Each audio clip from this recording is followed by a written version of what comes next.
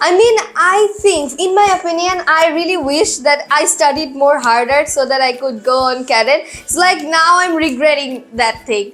But yeah, that wasn't on my fate. But I am in a better school, maybe better school, which is in Bishop Public College. I mean, it's not that bad, but I think my life would have been better if I go to cadet college, but it wasn't in my fate. I'm thinking to skip for applying in Bangladesh. I want to go to different countries. I mean, other countries for higher education.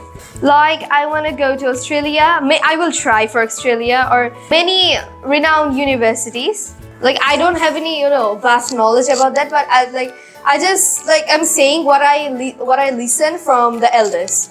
Absolutely, I'm going to study in other countries. I really have an idea for that, but I will try for the other universities, renowned universities. I will try for first Australia.